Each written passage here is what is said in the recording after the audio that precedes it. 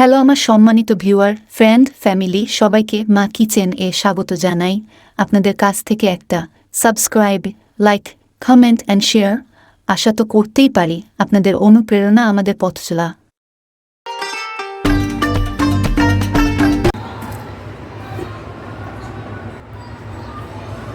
আমি একটা প্যানের মাঝে তেল দিয়ে দিচ্ছি হাফ কাপ পরিমাণ। এর মাঝে দিয়ে দিব তেজপাতা আর দারচিনি।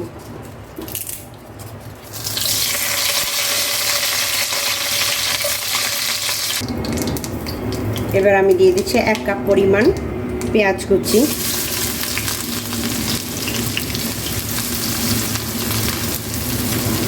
পেঁয়াজটাকে লাল করে ভেজে নেব।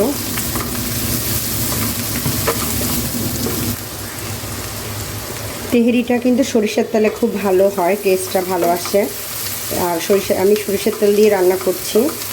তেলটা দেওয়ার পরে অবশ্যই তেলের যে একটা স্মেল আছে সেটা সরিয়ে নেবেন, না হলে কিন্তু একটা সরিষার গন্ধ আসবে। আমি এটাকে লাল লাল করে ভেজে নেব পেঁয়াজটাকে। পেঁয়াজগুলো ভাজা হয়ে গেছে। এবার এর সাথে আমি মাংস অ্যাড করব। এখানে আমি চর্বি, মাংস, হাড় সব মিলিয়ে 1.5 কেজির মতো মাংস আমি নিয়েছি। আপনি যদি সলিড মাংস নেন সেক্ষেত্রে তেলের পরিমাণটা একটু বাড়িয়ে নেবেন। আমার যে মাংসটা ছিল সেটাতে চর্বি থাকার কারণে আমি হাফ কাপ পরিমাণ তেল দিয়েছি। এবার এই মাংসের মাঝে একটু পেঁয়াজের মাঝে এটাকে কষিয়ে নেব।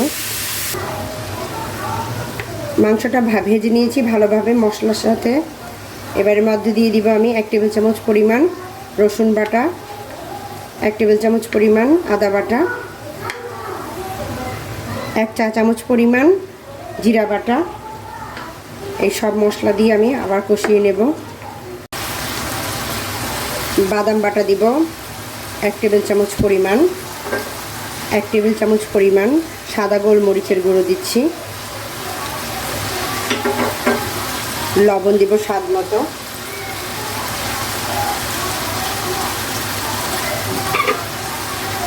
এবার ভালো করে মিক্স করে নিচ্ছি।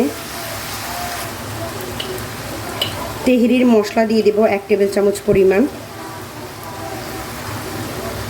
এখানে সব ধরনের মশলা, গরম মশলা সাথে জায়ফল, জয়ত্রী দিয়ে আমি গুঁড়ো করে নিয়েছি। এবার মিডিয়াম টু হাই হিটের মাঝে রেখে ভালোভাবে রান্না করে নেব। ঢাকনা দিয়ে ঢেকে দিচ্ছি। কিছুক্ষণ কষানোর পর এবার এর মাঝে আমি সেদ্ধ হওয়ার জন্য পানি দিয়ে অ্যাড করে দিব। মাংসটা যাতে খুব ভালোভাবে সেদ্ধ হয়ে যায়। পানি দিয়ে এবার ঢেকে দিব।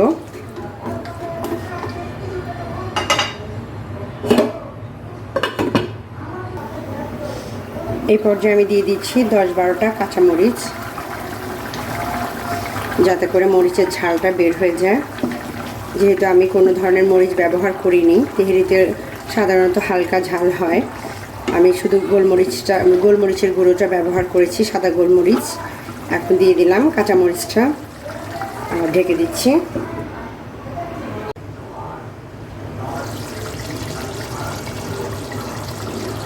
আমার মাংসটা দেখতে পাচ্ছেন খুব সুন্দরভাবে তেলটা উপরে উঠে এসেছে এবং মাখা মাখা হয়ে এসেছে। এবার এই পর্যায়ে আমি দিয়ে দিব 150 গ্রাম পরিমাণ লিকুইড দুধ। জাল দেওয়ার প্রয়োজন নেই, যেহেতু দুধটা ফুটবে এমনিতেই সেদ্ধ হয়ে যাবে। আমি কাঁচা দুধটাই ব্যবহার করেছি, আপনি চাইলে পাউডার দুধ গুলিয়ে ব্যবহার করতে পারেন। দুধটা দিয়ে আবার কিছুক্ষণ আমি রান্না করে নেব। এ পর্যায়ে অবশ্যই ঝালটা চেক করে নেবেন। অনেকেই ঝালের পরিমাণটা একটু বেশি খান, সেক্ষেত্রে গোলমরিচের গুঁড়ার পরিমাণটা বাড়িয়ে দিতে পারেন বা কিছুটা লাল মরিচের গুঁড়ো ব্যবহার করতে পারেন। আমি ঢেকে দিচ্ছি। আমার মাংসটা রান্না কমপ্লিট হয়ে গেছে, দেখতে পাচ্ছেন খুব সুন্দর তেলটা উপরে উঠে গেছে। এবার এই মাংসগুলোকে আমি মশলা থেকে ছেঁকে তুলে নেব। আর ওই তেলটার মাঝে আমি তেহেরিটা রান্না করব। এভাবে করে সবগুলো তুলে নিচ্ছি। সবগুলো মাংস তুলে নিয়েছি। এবার এর সাথে দিয়ে দিব আমি 4 কাপ পরিমাণ চাল। আমি আগেই ভালোভাবে ধুয়ে পানিটা ঝরিয়ে নিয়েছি। চালটা দিয়ে আমি মিক্স করে নেব। এই তেল আর মশলার সাথে খুব ভালো করে মিক্স করে নেব। এবার এই মশলার মাঝে চালটাকে ভালোভাবে ভেজে নেব। চালটা ভাজা হয়ে গেছে। এবার এর মাঝে আমি দিয়ে দিব পানি। যেহেতু আমি 4 কাপ পরিমাণ চাল নিয়েছি, 8 কাপ পরিমাণ পানি দিব। ফুটন্ত পানি এখানে দিচ্ছি আমি।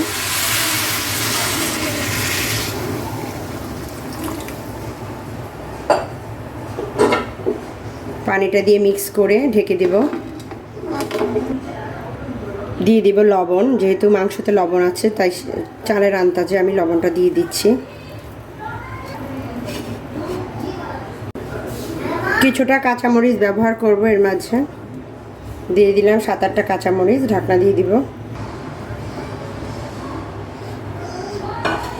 দেখতে পাচ্ছেন আমার রাইসটা কিন্তু একদম মাখা মাখা হয়ে এসেছে। এই পর্যায়ে আমি দিয়ে দেব মাংসগুলো, দিয়ে মিক্স করে নেব।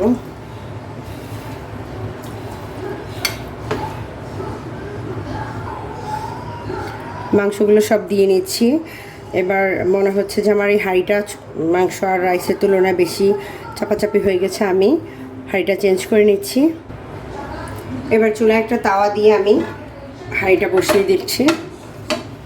দিয়ে এবার ঢাকনাটা দিয়ে দিব আর দমে রেখে দেব প্রায় 10 মিনিটের মতো। 10 থেকে 15 মিনিট এটাকে দমে রেখে দিব। এই পর্যায়ে অবশ্যই লবণটা চেক করে নেবেন। দেওয়ার হলে দিয়ে অ্যাডজাস্ট করে নেবেন। কেওড়ার জল দিয়ে দিব আমি এখানে 2 টেবিল চামচ পরিমাণ। কেওড়ার জল দিলে খুব সুন্দর একটা ফ্লেভার আসে শাহি।